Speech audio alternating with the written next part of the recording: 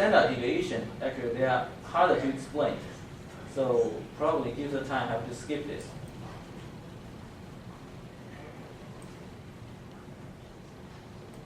Okay, so if you use this layer options, layer property dialog, we are going to display your map. Look at this result.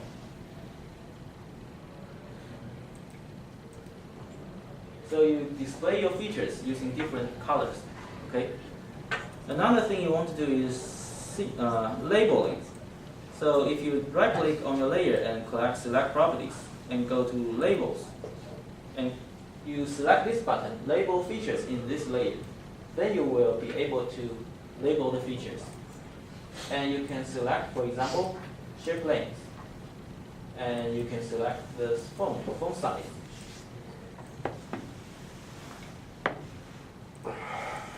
And we have a lot of features, so it's very slow. So it works like this. But sometimes you need more complex labels. And then you click on this expression thing. So now your label is shape lanes. But what if you want to, for example, my shape lane has a lot of decimal places. You may want to round it to 1. Zoom in. You may want to change these expressions using VB script. So you round this to 1. That's 1 decimal digit. And then you see these are rounded. Okay? So if you know VB script or Visual Basic, it will be very easy for you. Or if you know JavaScript, it also supports JScript. I have to do this very quick. So you know how to use the toolbar, you know how to use this labeling and symbology. I assume you already know that. Okay. The next task is to edit data. So the data, you can already display them, you can like inspect them, but you want to edit them sometimes. Here are 5 tasks. The first one is for extracting a sub-area. As you already see, we are only focusing on this small area, which is part of the UB North campus. But we got a very big shapefile, which contains the network of the whole Erie County. So the first thing we want to do is to extract this sub-area. And you can see in this figure that we have a polygon. We use this polygon to extract the sub-area. So the first thing we want to do is to create this polygon. I don't think you can do you can create any polygon in ArcMap, but you can do that in ArcCatalog. For example, at any data set, within any data set, you click directly New and Shapefile. Okay, then you are going to create a new shapefile. For example, zone, or I just name it as TMP, and the feature type here. Feature type here is point. Then I change it to polygon. And the spatial reference, which is coordinate system, I change that. I can import from existing layers. For example, I want to use the same layer as that one, and click OK. By doing this, I created a polygon layer called TMP. Then I go back to ArcMap. I can add the layer I just created, TMP.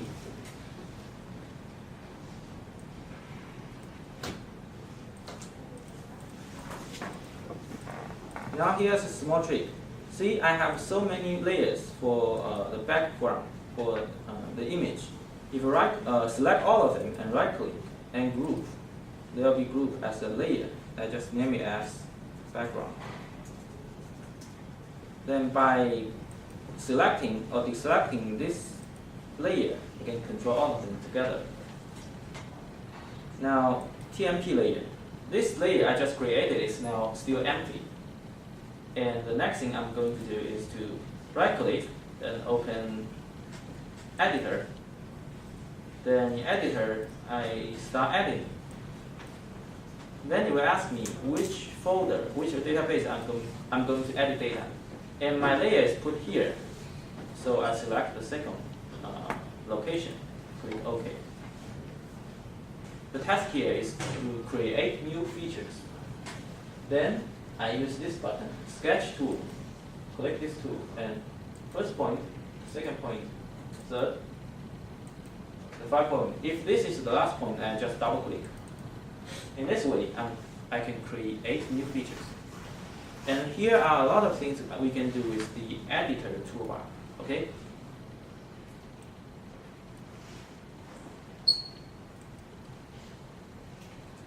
So that's how we created this polygon.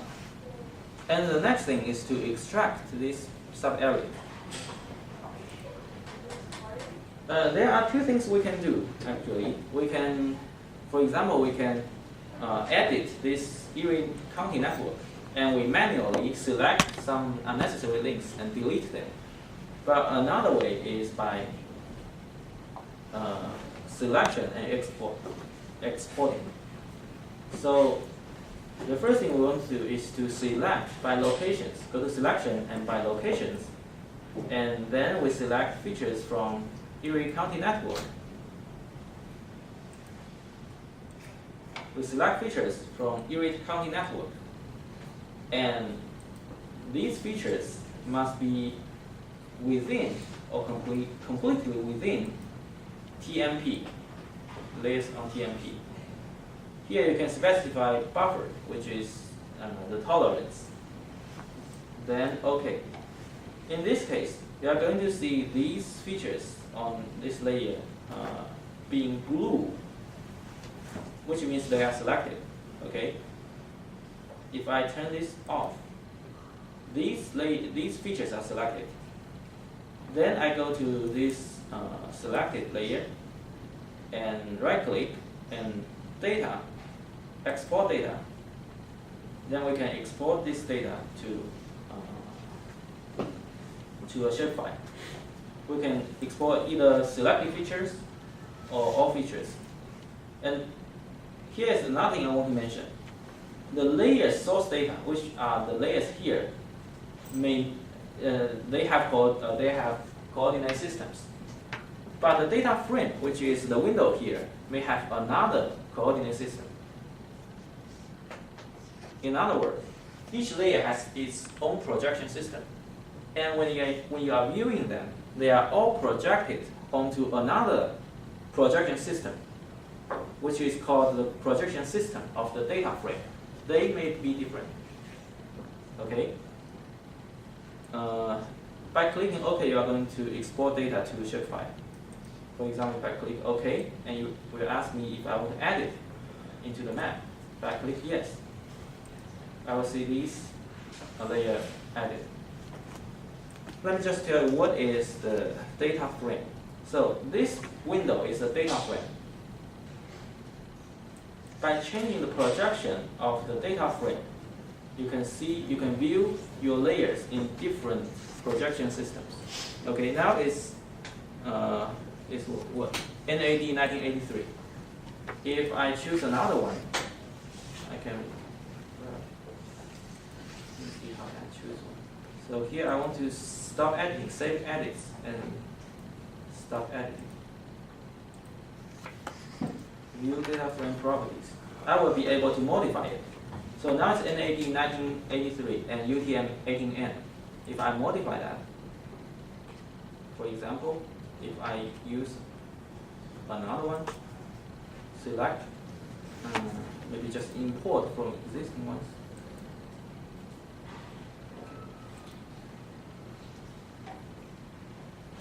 I think I have to catch up with time. So by doing this, you can change your current coordinate system that you are viewing with.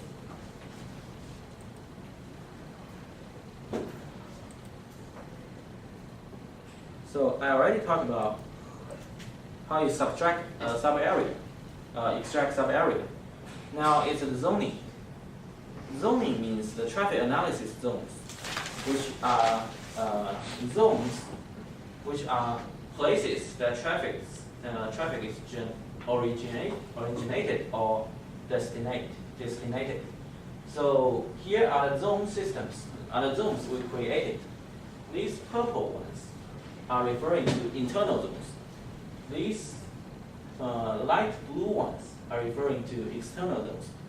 And we created them just by the methodology we just introduced. And here is activity location and parking lots. I want to skip it. I use object to do that. I want to skip it. Now we have a part of transients. In terms of transients, I want to emphasize today on one tool called GISNet. GISNet is used to convert a shapefile into transients network files. So if you have like a network shapefile, you launch GISNet and you are going to get node, link, and shapefiles in text format. The first thing you want to do is to download transients and install it. After that, you can use transients. This is an example of transients. So in this folder, I'm going to send you these things. You are going to see two files named with GISNet. The first one is a BAT file. The second one is CTL file. CTL file is called control file. It specifies the parameters you are going to use in transients. Okay, so this is a parameter, this is value. And in this GISNet.ctl, it's going to convert this shapefile into 3 tables. These 3 tables. Okay. Another file is the batch file. If you edit it, you will see only 2 lines. The first line is gisnet.emg, which is part of transients. The second thing is gisnet.ctl, which is the control file I just showed you, and pause. So,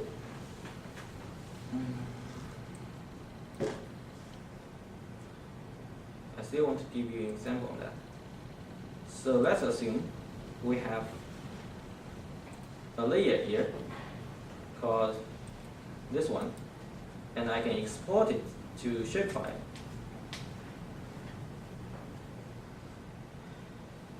Which is slow.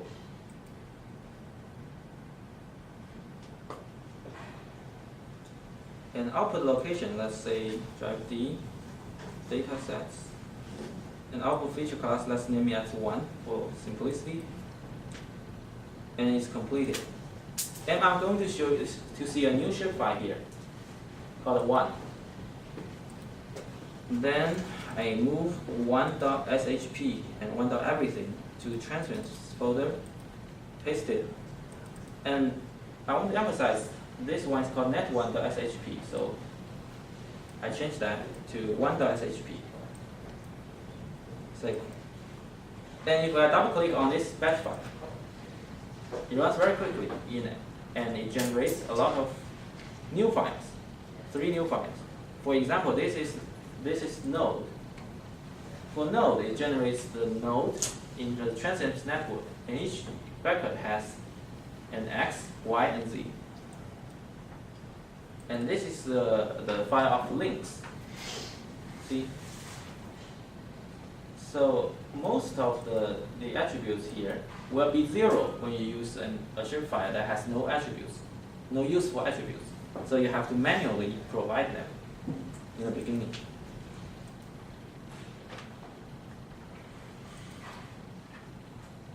Okay, I introduced how this batch file works. And due to the time limit, I have to skip this. Maybe we can talk about this in the future. So in our shapefile, we didn't have any lane information, which means we don't know how many lanes we have at each link. So what we did was